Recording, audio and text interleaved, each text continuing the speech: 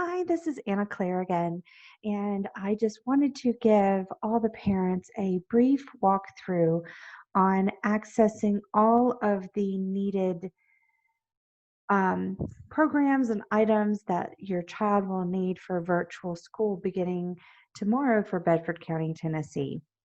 And once you get the computers, there's really not much that you would have to set up other than downloading Acrobat Reader. You don't have to download any other programs. They are all available to you and your student online. Bedford County does provide this for free for all of the students. So once you have your laptop open and turned on, go ahead and go to your browser. It could be Safari, Chrome, or Microsoft Explorer or Microsoft Edge. Um, and once you open that up, go to the Bedford County Schools website. It is www.bedfordk12tn.com. You will get a pop-up when you first get on talking about the virtual school program. Just close out of that. Um, the next thing that you'll definitely need to have on hand for your child and to get everything signed in is your child's school login, their username and password. Um, Most of the kids know this as their class link login, and that's exactly what we're going to be using. Um, Everything that you will need will be available through ClassLink. I highly suggest keeping this close to them somewhere, or if it is available, go ahead and save it in your browser's settings where it automatically saves the usernames and passwords. You may get a prompt for that when you enter it in. So when you go to your Bedford County School website, click on resources and scroll down to class link. This is the main website. Actually, I'm going to sign out so you can see what this looks like. So Bedford County Schools, go ahead and save this as a favorite in your favorites bar or your favorites page. My son has it right here at the top. It comes directly to this page. So when he just comes in the morning, he doesn't really have to do anything. He just opens this website and he already has it set to his username and password is already saved into this login page. Once you hit sign in, then it takes you to your school's ClassLink web page with all of the apps and links to the apps that your child will need. Um, I know for my son, he doesn't really use the first two, but he definitely uses iReady. The children are already familiar with iReady. They use this beginning really early in school. It has math and ELA on it, and they go through a series of lessons, and at the end of each lesson is a quiz. They're very familiar with this program and they use it at school all the time. So it's not that hard to do, and each one is tailored specifically to that learning level of that child. So I won't click on that because you'll be seeing what my child sees and his levels, which is not all the same for all the children. The next thing that you will definitely need to know if you have children in third through seventh grade is Studies Weekly. And this is if you are familiar with the kids bringing home the history and social studies newspapers. This is exactly the same thing, it's just the electronic format. And so once you log in, you can click on that specific grade level, third grade, fourth grade, fifth grade, and then you have sixth and seventh at the bottom. or 6th to 7th. And so my son, he's in 5th grade, so we choose 5th grade. And right now, technically they're on week 4, but the teacher hasn't assigned that to them yet because we've had a little hiccup, as you know. So each section has different lessons. Um, it's just reading, and then they do questions at the bottom and they earn coins. And then at the end of all the lessons, they take a quiz, and there are some questions that the teacher has to um, um, grade. And so sometimes it looks like they got a really bad score, but most of the time it's the teacher just hasn't graded those tests yet. But um, so this is Studies Weekly. It's really, really easy to use. My son likes to break it up and do a couple of the lessons a day. And then by the end of the week, he has this finished. Then the next thing that the kids will definitely be working in most of their time is Office 365. This is all of the Office. Um, These are all the Office and OneDrive applications that the kids will have to use. And the biggest one that they will have to use is Microsoft Teams and Outlook. So make sure they definitely have these set up. So if you click on Microsoft Teams, it opens their Teams immediately. There's different areas. Um, Here's all the apps if you want to click this little drop down in the corner. But they have activities, they have the full chats that they can chat with their teachers, with other students. And personally speaking, as a parent, definitely watch these because the students can chat with each other um, during class. Um, but for the most part, they definitely need to start a personal chat with their teachers. Um, if you just start typing um, one of their teachers' names, as you can see, all of the teachers and students do pop up in the drop down. So all of those things, email addresses are already preloaded into the program. So you don't have to necessarily know their email address. You just have to know their name, or at least part of their name. The next section is Teams. So the team section are all of the teams that the specific student will be assigned to. So you have, for 5th grade, they have 2 teachers, homeroom, math and science, and then English and social studies. Excuse me, I can't speak.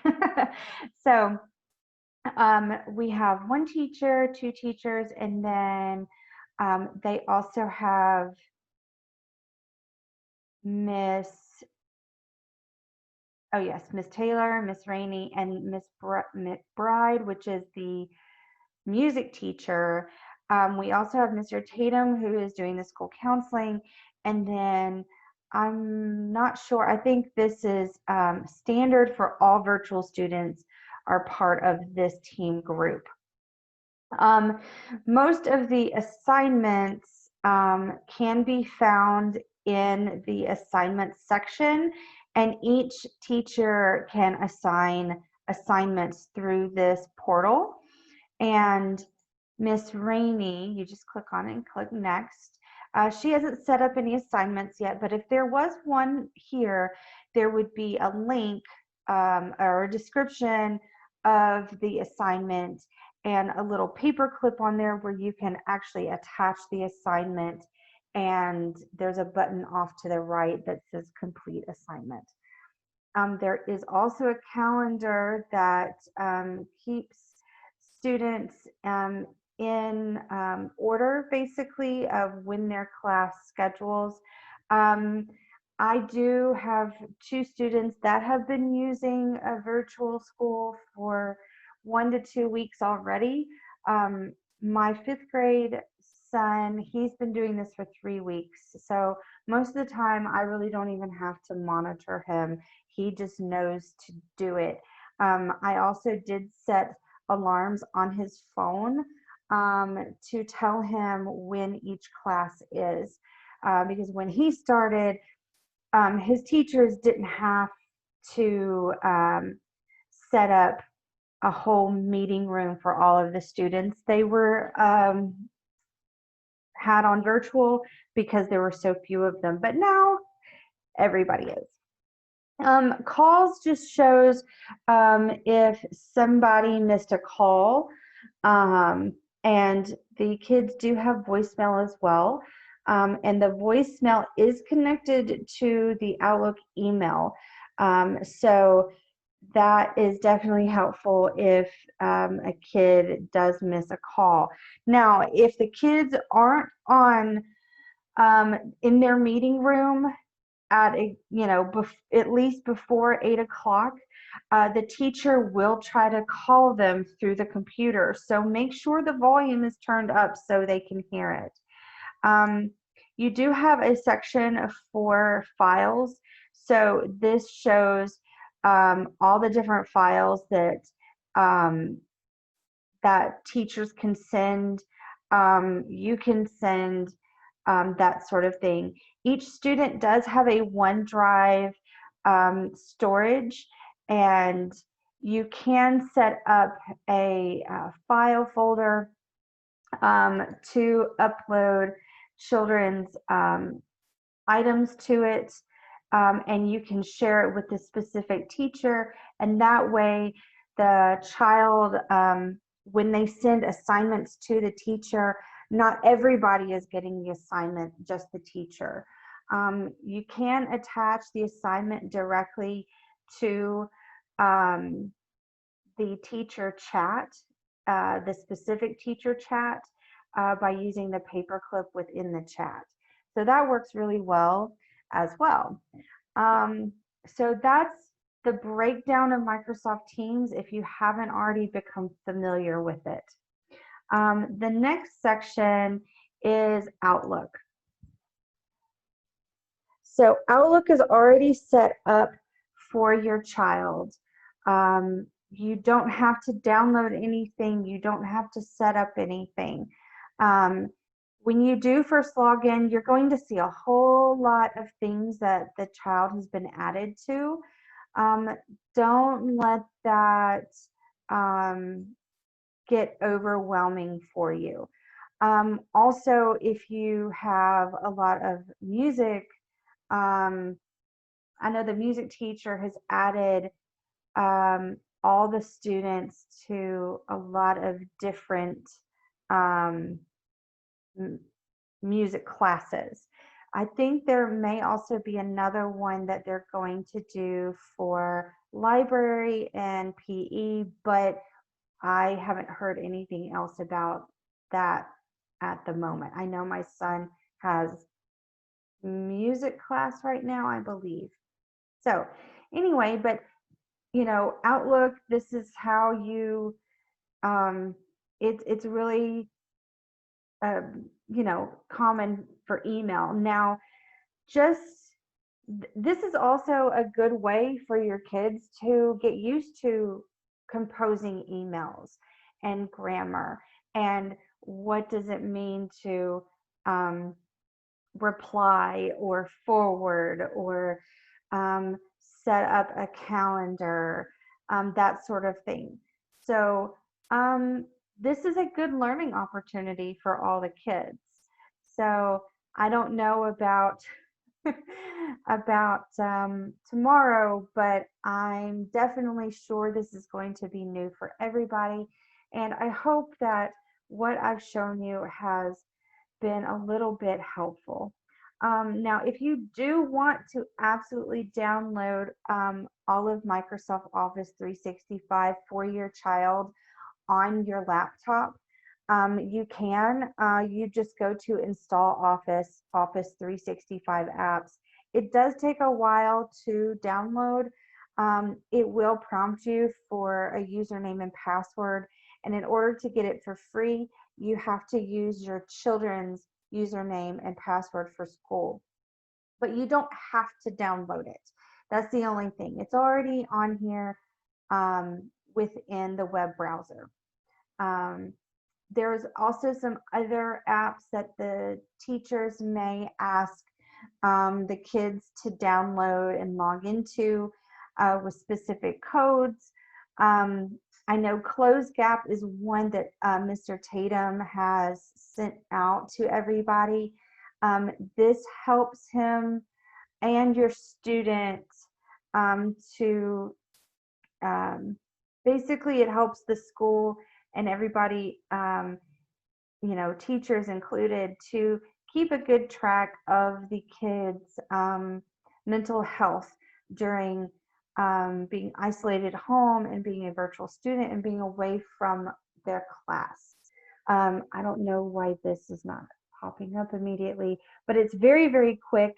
And I believe Mr. Tatum wants everybody to log in and just do like a self-check, either every day or every couple days, or whatever his message says when you first log in and see this. There it is.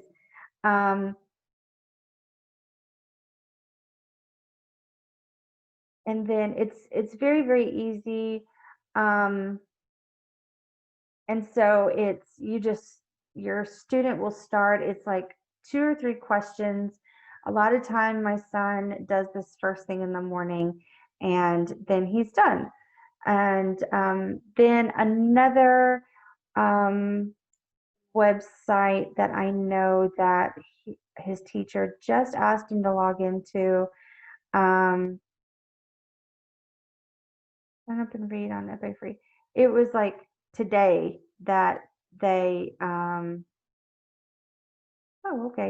that his teacher, his English teacher, told him to sign in and check this out today. And so this is like free books, free library, all online.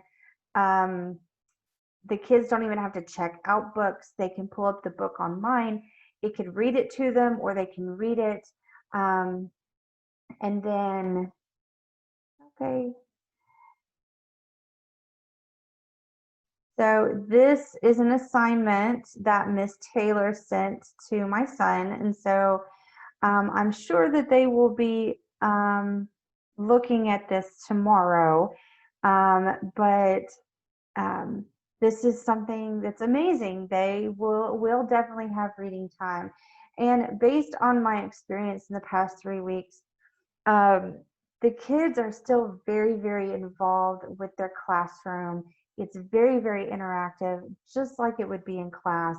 So please rest assured that it's not just sitting in front of a computer all day long, and that is just boring out of their minds. It's very, very interactive.